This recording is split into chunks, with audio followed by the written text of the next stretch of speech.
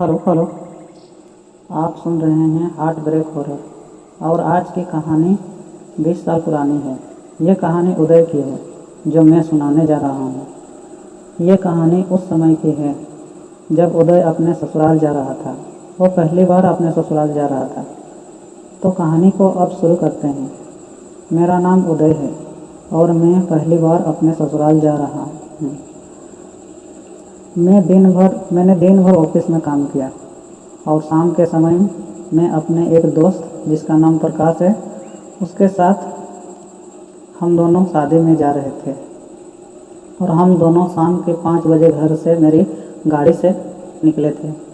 मेरी पत्नी 3 दिन पहले ही रेलगाड़ी से जा चुकी थी और हम दोनों को 700 किलोमीटर दूर जाना था, वो भी घने जंगल से होकर।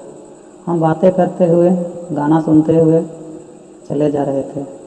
कुछ दूर जाने के बाद हमें एक चाय की दुकान दिखाई दी। तो प्रकाश ने कहा, भाई उदय, ज़रा गाड़ी रोको, चाय पी लेते हैं। और हम दोनों ने चाय पिया। पीने के बाद हम वापस गाड़ी में बैठ गए और आगे बढ़ने लगे। करीब 3 घंटा ड्राइव करने के बाद हम घने जंगल पहुंच गए। पूरा सड़क सुनसान लग रहा था।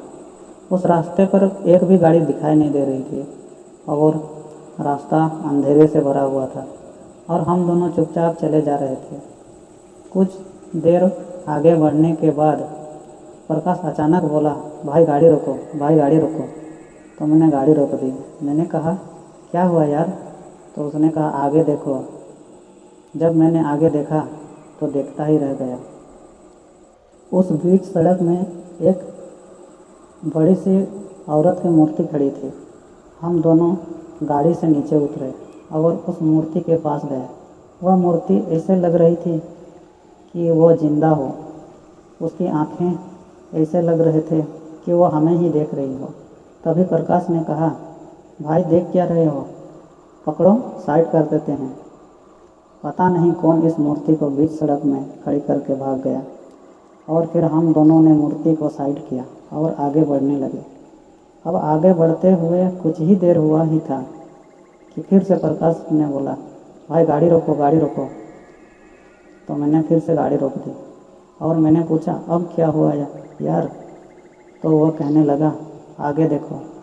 और मैंने आगे देखा तो फिर से वही मूर्ति आगे बीच सड़क पर खड़ी थी। मैंने कहा, यह कैसे हो सकता है? और हम दोनों फिर से गाड़ी से नीचे उतरे और उस मूर्ति के पास गए। मूर्ति को साइड करने लगे। तभी प्रकाश को कोई आवाज़ सुनाई दी, किसी के डरावनी आवाज़। तो उसने कहा, तुमने कोई आवाज़ सुनी? तो मैंने कहा, नहीं तो। मैंने पूछा, कैसी आवाज़? तो वह कहने लगा, किसी के हंसने की। तो मैंने कहा, मैंने तो नहीं सुना। और हम दोनों मूर्ति को साइड करके फिर से आगे बढ़ने लगे। कुछ दूर जाने के बाद फिर से मैंने गाड़ी रोक दी। तो प्रकाश कहने लगा, अब क्या हुआ यार? तो मैंने कहा, आगे देखो। जब वो आगे देखा तो फिर से वही मूर्ति आगे खड़ी थी, लेकिन इस बार वो हंस रही थी। हंसती हुई मूर्ति खड़ी थी आगे। Hello hello. अब वो मूर्ति मुस्कुरा रही थी। ये देख हमें थोड़ा डर लगने लगा था। तभी प्रकाश ने कहा, अरे कुछ नहीं यार, कोई हमें डराने के लिए यहाँ बार बार मूर्ति रख के भाग गया होगा। तभी प्रकाश ने कहा, यह मूर्ति बार बार हमें मिल रही है, एक काम करते हैं। तो मैंने कहा, क्या?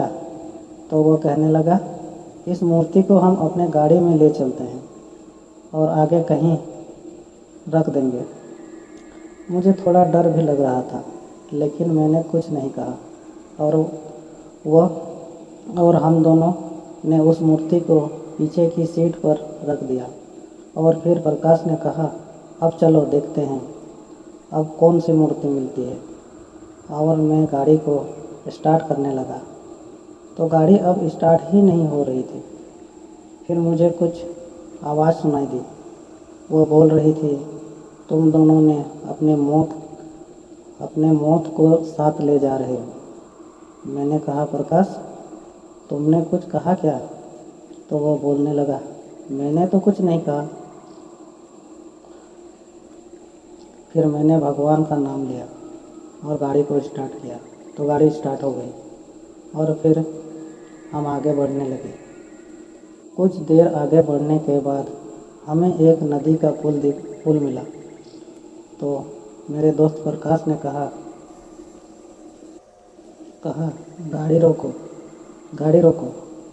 तो मैंने गाड़ी रोक दी और वो कहने लगा, इस मूर्ति को इस पुल के नीचे फेंक देते हैं। मैंने कहा, मैं नहीं जाऊंगा, मुझे बहुत डर लग रहा है। तो प्रकाश ने कहा, तुम गाड़ी में रहो, मैं इसे फेंक कर आता हूँ। और वो अकेले ही मूर्ति को लेकर फेंकने चला गया और ऊपर से फेंकने लगा। तभी मुझे प्रकाश के चिल्लाने की आवाज़ सुनाई दी, उदय भाई बचाओ, उदय भाई बचाओ। ये बोल के वो चिल्ला रहा था और मैं गाड़ी से नीचे उतरा और दौड़ के उस जगह पर पहुंचा और देखा तो वहाँ पर कोई भी नहीं था। पर जब मैंने चारों तरफ घूम के देखा तो वहाँ कोई भी नहीं था। मैंने आवाज़ लगाई तो मुझे गाड़ी के पीछे से आवाज़ सुनाई दी। प्रकाश ने कहा, उदय भाई तुम वहाँ क्या कर रहे हो, इधर आओ।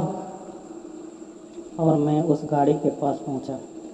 मैंने कहा, अभी तुम ही चिल्ला रहे थे ना, बचाओ बचाओ बोल के।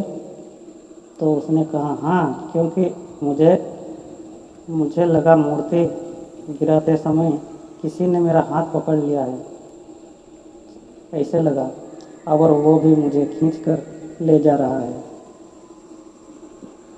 मैंने कहा, तुम ठीक तो हो ना?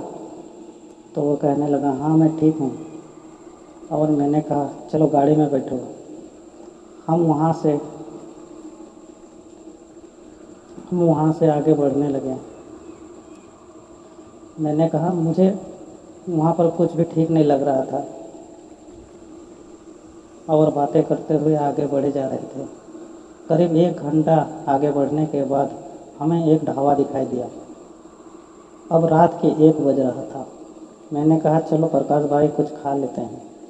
हम दोनों नीचे उतरे और मैंने ढाबे के मालिक से कहा, कुछ खाने को है? तो उसने कहा, हाँ रोटी है, बैठिए देता हूँ। और मैं अपने दोस्त प्रकाश के साथ बात करने लगा। तभी मैंने देखा सब लोग मुझे ही देख रहे थे। मुझे कुछ भी समझ में नहीं आ रहा था, सब लोग मुझे ही क्यों देख रहे हैं।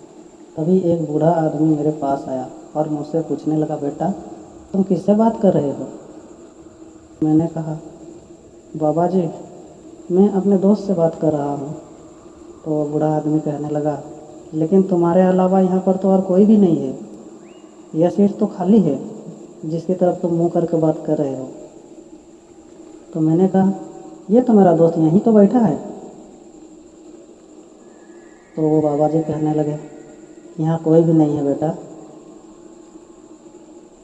तो मैंने कहा, आपको दिखाई नहीं दे रहा क्या? तभी सारे लोग मेरे पास आए और मुझसे कहने लगे, तुम्हारे सिवा यहाँ कोई भी नहीं है। तभी मैंने देखा मेरा दोस्त उठा और उठ के दरवाजे तक गया और मुझे बाय बाय करते हुए गायब हो गया। तभी उस बूढ़े आदमी ने कहा, तुम किस रास्ते से आए हो? तो मैंने वो रास्ता बता दिया। तो वो बूढ़ा आदमी कहने लगा, तुम्हें पता नहीं वह रास्ता साबित है, वहाँ से रात के समय कोई भी आता जाता नहीं है, वह सड़क साबित है, ज़रूर तुम्हारे दोस्त के साथ कुछ हुआ है, तुम पूरी कहानी हमें बताओ। और मैंने सारी कहानी सुनाई, रास्ते में जो कुछ हुआ था वो सब बताया। तभी वो बूढ़े आदमी ने कहा, अब तुम आराम करो, हम सब सुबह को जाकर देखेंगे आखिर क्या हुआ था। और मैं सुबह होने का इंतज़ार करने लगा और जब सुबह हुई तो हम सब जाकर देखने लगे। मेरे साथ 10 लोग और भी थे जो गांव वाले थे। और जब हम उस पुल के नीचे पहुंचे तो हमने देखा कि मेरे दोस्त की लाश नदी के नीचे पड़ी थी। उस दिन मैंने अपने दोस्त को खो दिया। उस दिन जो आवाज़ वो चिल्ला रहा था, यानी कि वो सच था। लोग कहते हैं वो मूर्ति जिंदा है और जब भी उसके साथ कोई गलत करना चाहेगा तो उसके साथ वही हाल करती है वो।